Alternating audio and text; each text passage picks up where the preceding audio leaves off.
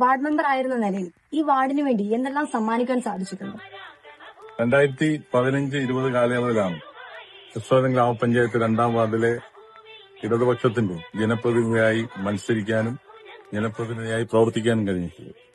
ആ കാലയളവിലാണ് ഈ വാർഡിലെ ഏറ്റവും കാലങ്ങളായിട്ടുള്ള ജനങ്ങളുടെ ആവശ്യമായിരുന്നു ഏറെ ബുദ്ധിമുട്ട് അനുഭവിച്ചിരുന്ന പന്തപ്ലാവിലെ ഇരട്ട വീടുകൾ, ലക്ഷം വീടിന്റെ ഇരട്ട വീടുകൾ ഒറ്റ വീടാക്കാൻ കഴിഞ്ഞത് ആ കാലയളവിലാണ്. നടന്നുപോലും വീടുകളിലേക്ക് പോകാൻ കഴിയാത്ത ഞവരക്കവയൽ എന്ന് പറയുന്ന പ്രദേശത്ത് അവിടെ വെള്ളക്കെട്ടിന് പരിഹാരമുണ്ടാക്കി ഓട നിർമ്മിക്കുകയും ഒപ്പം തന്നെ റോഡ് നിർമ്മിച്ചുകൊണ്ട് യാത്രാ സൗകര്യം സുഗമമാക്കാൻ വേണ്ടി കഴിഞ്ഞു.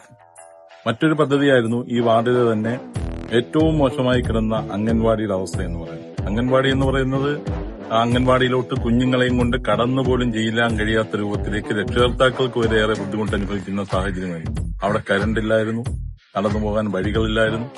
ആ അംഗൻവാടിയാണ് കായംകുളം നിയോജക മണ്ഡലത്തിലെ ആദ്യത്തെ സ്മാർട്ട് അംഗൻവാടി എന്ന നിലയിലേക്ക് നമുക്ക് മാറ്റാൻ വേണ്ടി കഴിയും.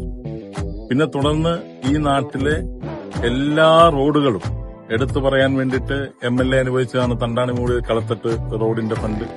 മറ്റൊന്നാണ് തൈക്കാവുമുക്ക് തണ്ടാണിമുക്കിലേക്കുള്ള ഓടയും റോഡും.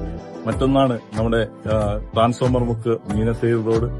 മറ്റൊന്നാണ് നമ്മുടെ തൈക്കാവിന്റെ അവിടുന്ന് തെക്കോട്ട് കിടക്കുന്ന റോഡ്. ഇങ്ങനെ തുടങ്ങി 2ാം വാർഡുമായി ബന്ധപ്പെട്ടിട്ടുള്ള പ്രധാനപ്പെട്ട ടാർ റോഡുകളെല്ലാം യാത്രയ്ക്ക് വേണ്ടി മനോഹരമാക്കുകയും ഒപ്പം തന്നെ നമ്മുടെ നാട്ടിലുള്ള സകലമാന ഇടവഴികളും ഇടറോഡുകളും നടപ്പാതകളും എല്ലാം തന്നെ തൊഴിലുറപ്പ് പദ്ധതിയിൽ ഉൾപ്പെടുത്തി കോൺക്രീറ്റ് ചെയ്യുവാനും ഈ അവസരത്തിൽ കഴിഞ്ഞിട്ടുണ്ട്. ഏതാണ്ട് 25-ലധികം വരുന്ന റോഡുകളാണ് തൊഴിലുറപ്പ് പദ്ധതിയിൽ ഉൾപ്പെടുത്തി കോൺക്രീറ്റ് ചെയ്യാൻ അക്കാലയളവിൽ കഴിഞ്ഞു.